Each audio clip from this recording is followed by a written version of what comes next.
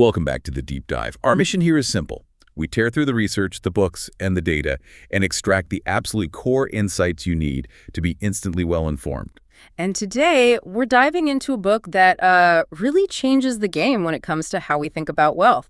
It's Morgan Housel's The Psychology of Money. Right. And if you're coming into this expecting, complicated formulas or stock-picking secrets, you're in for a big surprise. A huge surprise, because this deep dive is all about one radical idea Housel puts forward. It's the idea that financial success has almost nothing to do with how smart you are. It's about soft skills, behavior, emotion, humility, things you can't learn in a finance class. Exactly. And he doesn't just theorize. The book kicks off with these two case studies that are so extreme, they basically prove his entire point right on page 1. It's a clash between genius and, common sense. Okay, so let's set the stage with that.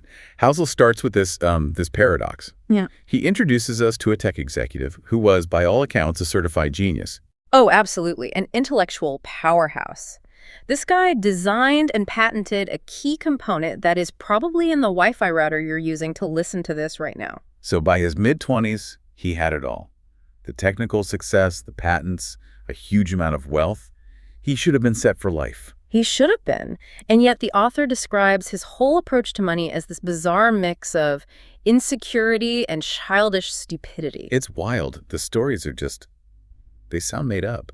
He would apparently carry around a giant brick of $100 bills. Right, not even folded, just a thick stack. And he would flash it constantly, loudly, especially when he was drinking.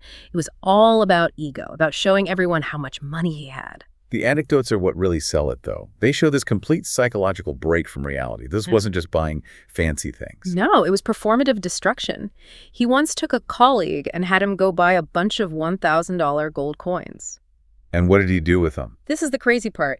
He and his friends went down to a dock overlooking the Pacific Ocean, and they started skipping them into the water. Skipping them. Like they were flat rocks you find on a beach. Exactly. Arguing over whose $1,000 coin went the farthest. It was this, defiant act to prove he was so rich that $1,000 meant absolutely nothing to him. I mean, what is that? Is that just pure ego? Or is it something deeper? A massive insecurity he's trying to cover up with cash? I think it's the latter. Money wasn't a tool for his future. It was just an object to wield in the present moment to show status. And it happened again just days later. The lamp story. The lamp story. He's at a restaurant. He accidentally shatters a lamp. The manager comes over, says, that'll be $500. A reasonable price for a nice lamp in a restaurant. But the executive, he pulls out that brick of cash, peels off $5,000, and throws it at the manager. 10 times the amount. And says, now get out of my face. And don't ever insult me like that again. He turned a simple accident into this humiliating display of power through money. So the end of that story is, I assume, not a happy one. Not at all. All that brilliance, all that engineering genius, it meant nothing. His lack of behavioral control, his ego, it completely eclipsed his intellect. He went broke. And that sets up the whole argument perfectly, doesn't it? That finance is this unique field where raw intelligence isn't the trump card, it is everywhere else. If this were surgery or rocket science, the genius would always win. But money is different. It involves emotions and ego and time. And to see that, you have to look at the other side of the paradox. So if the genius goes broke, who gets rich? Meet Ronald James Read. His story is the complete opposite in every single way. His Wikipedia entry literally starts with American philanthropist, investor, janitor, and gas station attendant. That's quite a combination. Janitor and philanthropist aren't usually in the same sentence. And his life was just so unbelievably humble. He grew up in rural Vermont, was the first in his family to graduate high school. Apparently, he had to hitchhike to campus every day. So what does he do for work? For 25 years, he fixed cars at a gas station. Then he retired and spent another 17 years sweeping the floors at a JCPenney. Wow. He lived in a simple 2-bedroom house he bought for $12,000 when he was 38. Lived there his whole life. His friends said his main hobby was just chopping firewood. Nothing about him screamed financial mastermind. Just a quiet, unassuming life. But the outcome. The outcome was international news. When he died in 2014, it turned out this humble janitor was a multimillionaire. Of the millions of people who die each year in the U.S., fewer than 4,000 have a net worth over $8 million. And Ronald Read was one of them? He was one of them. $8 million. How is that even possible on that kind of income? The secret was there was no secret. He saved what little he could, and he invested it in blue-chip stocks, and then he just waited. For how long? For decades. He never panicked during market crashes. He never tried to get fancy. He just let time and compounding do their thing. His patience, that one soft skill, turned his tiny savings into a fortune. What did he do with it all? He left a couple million to his stepkids and more than $6 million to his local hospital and library. So the janitor, with his patience, ends up saving his local community institutions. While the genius is skipping gold coins into the ocean, that contrast right there is the entire book in a nutshell. It proves the core message. Doing well with money has very little to do with how smart you are and a whole lot to do with how you behave. Exactly. So our focus today isn't on the math. It's on the psychology. It's on those underrated skills like patience and humility that are, in the long run, far more powerful than any spreadsheet. We're taking the conversation away from Wall Street algorithms and putting it right where it belongs, inside our own heads. The greed, the fear, that's what determined the difference between Ronald Read and that tech exec. You know, it's funny. The math of compounding is taught in middle school. It's simple, but the behavior required to actually let it work, the ability to just sit still for 50 years while the world burns and booms around you, that is unbelievably complex. And that's the psychology we have to unpack. Okay, so we have this powerful starting point, the patient janitor versus the out-of-control genius. But Housel doubles down with another contrast that really drives the point home. He pits Ronald Read's simple approach against a very sophisticated failure. Yes, the story of Richard Fuscone. And if you were to look at Fuscone on paper, he was the guy you'd bet on every single time. He had the perfect resume. Your perfect resume. Harvard-educated MBA from the University of Chicago, rose up the ranks to become a top executive at Merrill Lynch. He retired young, and Crane's business magazine put him on their 40 under 40 list. They praised his business savvy and sound judgment. He was the absolute pinnacle of financial sophistication. If anyone should have known how to manage wealth, it was him. You would think so, but his behavior was just a textbook case of greed and keeping up with the Joneses on an epic scale. He borrowed heavily, all to maintain this lifestyle that screamed, "I've made it." And we're not talking about a nice car and a big TV. No. We're talking about an 18,000 square foot mansion in Greenwich, Connecticut. 18,000. That's not a house. That's a hotel. It practically was. It had 11 bathrooms, 2 elevators, 2 swimming pools, 7 garages. And get this, the monthly maintenance bill alone was over $90,000. $90,000 a month just to keep the lights on. It was pure, high-level, conspicuous consumption, and it was all built on a mountain of debt. It was a house of cards. So you can see the pattern already. It's the same psychological flaw that destroyed the tech genius. Yeah. Just more leveraged, more structured. And then 2008 happens. Exactly. The financial crisis hits, and his whole world evaporates. All that leverage, all those illiquid assets like a giant mansion you can't sell, it just wiped him out. He went bankrupt. He told a judge, "I currently have no income." And just a few months before Ronald Read's quiet $8 million fortune made the news, Fuscone's massive mansion was sold in a foreclosure auction. For how much? For about 75% less than its estimated value, a total wipeout. So let's put them side by side again. Ronald Read, the janitor, gets $8 million through patience.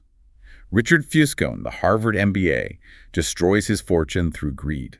The behavioral gap between them was just more powerful than the massive education and experience gap. And that's what makes finance so unique. You know, you can't imagine a janitor stepping into an operating room and doing a better job than a Harvard-trained surgeon. Impossible. Because surgery is a hard science. There are rules. Skill directly translates to success. But investing, it's not a hard science. It's a soft skill. It's a soft skill. The fact that a janitor did outperform a Harvard-trained financial executive proves it. If you can master patience, if you can control your emotions and just sit tight for decades, you have an edge that can beat the most brilliant person who's driven by ego and debt. But surely at the highest levels, for the Warren Buffetts of the world, you need the technical skill, right? You need it, but Housel's point is that it's not the primary driver. You ask any of them, Buffett, Bezos, what the biggest factor in their wealth was, they'll all say the same thing. Compounding. Compounding over decades. The ability to hold on. The behavior of sitting still was more powerful than any single brilliant trade they ever made. The skill helps you find the opportunity, but the patience is what lets you capture the reward. Which brings us to this core idea in the book that we teach and talk about money all wrong. We treat it like physics. We do. We teach it as a math-based field. Here are the formulas. Here are the historical correlations. Save 10% of your income. Have a 6-month emergency fund. These are all objective, spreadsheet-friendly rules. You can calculate them to the decimal point. But here's the flaw, Housel points out. Knowing what to do tells you nothing about what happens inside your head when you actually try to do it. It's one thing to know you shouldn't panic sell. It's another thing entirely to watch your life savings drop 40% and not hit the sell button. Right. We teach finance as if humans are emotionless robots. And the proof is in the pudding. We've thrown the smartest minds at this problem. Financial engineering is a top major at places like Princeton. We have AI, supercomputers. And are we any better for it? As a whole, probably not. Are people carrying less debt? Are we saving more for retirement? Are we more realistic about what money can buy you in terms of happiness? The data says no. So if all that brain power hasn't solved the problem, why is the industry still so obsessed with the math? Because math is easy. It's clean. Psychology is messy. Emotion is messy. We love the idea of money as physics with rules, laws, and predictable outcomes, but it's not. It's psychology with emotions, nuance, and the completely unpredictable behavior of crowds. So it's all psychology. How do you win if there are no fixed rules? You win by predicting your own behavior, not the market's. Housel says if you want to understand why people sell at the bottom, don't study charts of expected returns. That's physics. You need to study fear. You need to study the gut-wrenching agony of looking at your family and thinking, my investment is now actively hurting our future. That feeling will override any spreadsheet 1,000 times over. And the same goes for debt. Absolutely. To understand why people drown in debt, you don't need to study interest rates. You need to study the history of greed, insecurity, and optimism. Debt is a psychological problem, not a mathematical one. It's about keeping up. It's about ego. So it's the eternal human conditions that drive everything. Which is why that Voltaire quote Housel uses is so perfect. History never repeats itself. Man always does. The technology changes, the stocks change, but the emotional cycle of fear and greed, that is constant. And that's what you need to study. Okay, so if it's all about these deep, personal, emotional drivers, that brings up a huge question. How do we look at other people's financial choices that just seem insane? Right. And this is where the book takes this really important and empathetic turn. It's in the chapter called No One's Crazy. The premise being that everyone's decisions make sense to them at that moment. Exactly. We see someone, buying a lottery ticket instead of saving or taking out a high-interest loan. And from our perspective, we think, that's just crazy. Why would you do that? But we're not seeing the world through their eyes. We don't have their context. We don't. And Housel says the reason for these wildly different views all comes down to what he calls the anchor of personal experience. Meaning, we are all anchored to the specific time and place we grew up in. Yes, your generation, your parents' attitudes about money, the economy when you first started working, the amount of good or bad luck you've had, all these things create a lens, and you see the entire financial world through that one specific lens. And here's the statistic from the book that blew my mind. He says your personal experience might be, 0.000000001% of what's happened in the world. But it's maybe 80% of how you think the world works. That's a huge distortion. It's a profound anchor. If your parents lost everything in a recession, that fear, that scar tissue is going to make you view risk completely differently than someone whose parents were successful entrepreneurs. It's not just an intellectual difference, it's emotional. It's deeply emotional. You can read a dozen books about the Great Depression. You can memorize the unemployment stats, the stock market crash. But you don't have the scars. You don't have the emotional memory of seeing your parents lose their home or wondering where your next meal is coming from. And because you can't truly feel that fear, you can't understand why someone from that generation might keep cash under the mattress instead of investing in stocks. To them, that's rational. To you, it looks crazy. Housel uses that great example of John F. Kennedy during the 1960 presidential election. Yes. He was constantly getting criticized because, how could this wealthy heir from one of America's richest families possibly understand the struggles of ordinary people? And he was honest about it. He said he had no firsthand knowledge of the Depression. Right. His family's fortune actually grew during the Depression. They had more servants, bigger houses. He literally said he didn't really learn about it until he read about it at Harvard. Which just shows that gap between intellectual knowledge and lived emotional reality. Exactly. And we all walk around with that same gap. We think we see the world as it is, but we're really just seeing that tiny biased slice shaped by our own limited history. And there's actual academic research that backs this up. There is. The Mentiora and Nagel study for the National Bureau of Economic Research is fascinating. They looked at 50 years of data on how people invest. And in a perfectly rational world, people should make decisions based on their current goals and the current investment options available, right? That's the theory. But the data showed the complete opposite. They found people's investment choices for their entire lives were heavily anchored to whatever the economy was doing when they were in their late teens and 20s. So it's not about being smart. It's about the dumb luck of when you were born. Pretty much. For example, if you grew up when inflation was high, you were way less likely to invest in bonds later in life, even if bonds were a great investment at that time. That scar of seeing your money lose value is just, it was burned into you. The stock market example is the most powerful one. Let's really paint that picture. Okay, let's take someone born in 1970. In their teens and 20s, their formative years, that's the 80s and 90s, the S&P 500, adjusted for inflation, went up almost 10 times. A tenfold increase. So their view of the market is that it's this incredible wealth creation machine. It always goes up. Right. Dips are just buying opportunities. Now, take someone born 20 years earlier, in 1950. Their formative years are the late 60s and 70s. During that time, the market, adjusted for inflation, went literally nowhere. So their view is that the market is a casino, it's risky, it's stagnant, and you're just as likely to lose money as make it. Exactly. These two people have lived in completely different financial worlds. Why would we ever expect them to agree on what a smart investment is? They can't.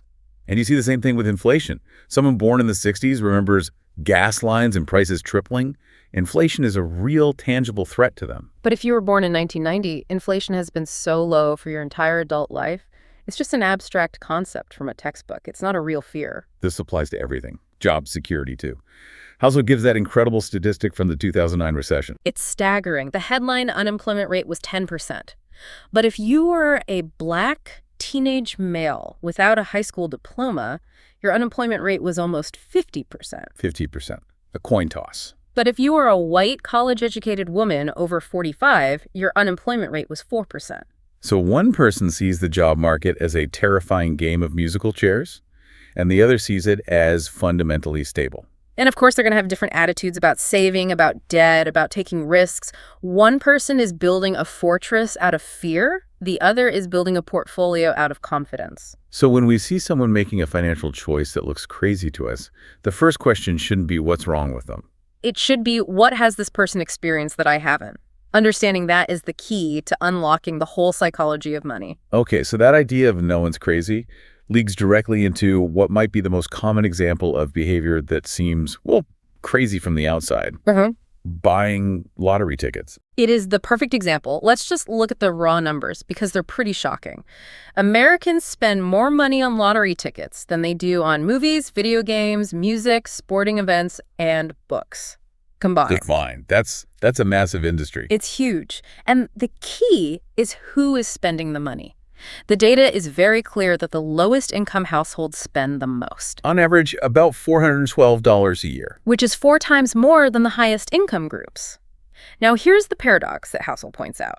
We also know that something like 40% of Americans can't come up with $400 for an emergency. So the people spending $400 on lottery tickets are very often the exact same people who have zero financial safety net. From a pure spreadsheet perspective, it makes no sense. It looks like self-destruction. You're taking your emergency fund money and spending it on something with, a 1 in 300 million chance of paying off. It seems insane. But if we put on that no one's crazy lens, then you start to understand the story they're telling themselves. If you're in that low-income bracket, the path to wealth that financial advisors talk about, saving $50 a month, getting a small raise, it can feel completely hopeless.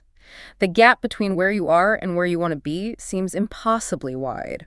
You look at the lives of wealthy people, the nice house, the vacations, not having to worry about a car repair, and it feels like it's on another planet, attainable only through a miracle. Exactly. So the lottery ticket isn't an investment strategy. They know the odds are terrible. They are paying for something else. They're paying for hope.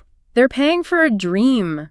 For the price of that ticket for a few days, they get to hold a tangible fantasy of getting all those things the wealthy take for granted. It's an escape. It's a tiny purchase that gives them permission to dream of a different life. That reframes it completely. It's not a financial decision, it's an emotional one. All major financial decisions are. They're not made in a vacuum with a calculator. They're made at the kitchen table, feeling tired and stressed, and you're combining your personal history, your ego, and your hopes into a story that makes sense to you in that moment. So if we're all just operating on these biased emotional stories, and we're being judged by a standard of pure rationality, how do we even begin to get it right? Well, Housel adds another huge piece of context here that should make us all feel a little better about our mistakes. And that is that the entire financial system we're trying to navigate is brand new. We're all rookies at this game. We are all complete rookies. We hold ourselves to these incredibly high standards, but the basic concepts we build our lives around, like saving for retirement, are infants, historically speaking. Let's start with the retirement itself. That idea that you work for 40 years and then you get to have 30 years of leisure. That concept is, at most, 2 generations old. Before World War II, the reality for most people was you worked until you died. The labor force participation rate for men over 65 was over 50% until the 1940s. The idea that you deserve a long retirement is a very modern invention. Very. And even when systems like Social Security came along, they weren't meant to be what they are today. The very first check in 1940 was for $22.54. Wow. Even adjusted for inflation, the average benefit didn't become a truly meaningful source of income until the 1980s. A lot of us have this idea that our grandparents' generation all had these great, stable pensions that took care of everything. Housel shows that's mostly a myth. In 1975, only about a quarter of retirees had any pension income at all. And for them, it only made up about 15% of their total income. It was a supplement, not a solution. So the entire burden of saving for this new 30-year retirement was suddenly shifted onto the individual. Sometime around the 1980s, yes. And we were given brand new, untested tools to do it. The 401k, which is the absolute foundation of American retirement. It was invented in 1978. It didn't even exist before that. It was created as a tax loophole for executives, not as a mass savings plan. The Roth IRA, another powerhouse tool. 1998. 1998. It's barely old enough to drink. When you put it in that context, it's amazing. We're using tools that were invented in our own lifetimes, and we expect to be perfect masters of them. And it's not just retirement. Think about college. The number of people with a college degree has exploded in the last 50 years. Society suddenly decided a degree was essential. And at the same time, the cost of that degree went up by more than 400%, adjusted for inflation. So we told a generation of 18-year-olds, you must take on massive amounts of this new thing called student debt to succeed, and gave them zero historical context for how to manage it. Of course, people made mistakes. We were all winging it. It's true for everything. Widespread consumer debt, credit cards, mortgages, that's all a post-World War II phenomenon. Index funds are less than 50 years old. Think about it this way. Dogs were domesticated 10,000 years ago, and they still have behavioral quirks from their wild ancestors. We've had maybe 50 years of experience with the modern financial system. And we expect to have it all figured out. We expect ourselves to be perfectly rational experts in a system that's still changing under our feet. The reality is, what looks crazy today might be normal tomorrow. We are all just learning as we go. That's a much more forgiving way to look at it. Humility, then, is the most important financial skill of all. Humility about what we know, what we've experienced, and how new this all is. That's the key. Ronald Read, the janitor, had one huge advantage over the Harvard executive. It wasn't a better education, it was a longer time horizon and the behavioral humility to just let it work. So as we wrap up this deep dive into the psychology of money, it feels like the main takeaway isn't a set of rules, but more of a mindset shift. It is entirely a mindset shift. If we had to boil Morgan Housel's core message down, I think it comes to 3 really essential lessons. Okay, let's hear them. First, and this is the big one, your financial results are driven by your behavior, not your intelligence. The soft skills, patience, humility, emotional control are your single greatest advantage. That's the story of Ronald Read versus Richard Fuscone. Behavior beat brilliance. Every single time. Second, you have to truly internalize that everyone is making decisions that seem rational to them based on their own unique and very limited personal history with money. That's the no one's crazy idea. Exactly. It helps you judge others less and understand yourself more. You have to recognize that your own experience is an anchor, and it creates a powerful bias in how you see the world. And the third lesson. We have to be forgiving of our own mistakes and skeptical of anyone who offers simple, dogmatic financial rules. This whole system of mass saving and investing is incredibly new. It's barely a few decades old. We should expect to make mistakes. Trial and error is part of the process. I think that's a great summary. And that brings us to the final thought we want to leave you with, because it connects House's central lesson directly back to your life right now. Okay. We've established pretty clearly that generational experiences, like living through high inflation or a massive bull market, they profoundly shape how you invest. And often, you don't even see that bias until years later. Right. It's the water you're swimming in. Exactly. So if that's true for past generations, the question for you is this. What economic phenomenon are you living through right now that is invisibly shaping your view of money and risk? What's the anchor being set for you today?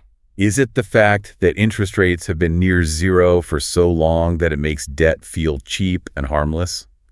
Is it the wild ride of cryptocurrencies that has normalized extreme speculation? Is it seeing housing costs soar so high that the traditional dream of homeownership feels completely out of reach? That's a powerful question, because you are forming a deep-seated bias at this very moment based on your limited recent experience.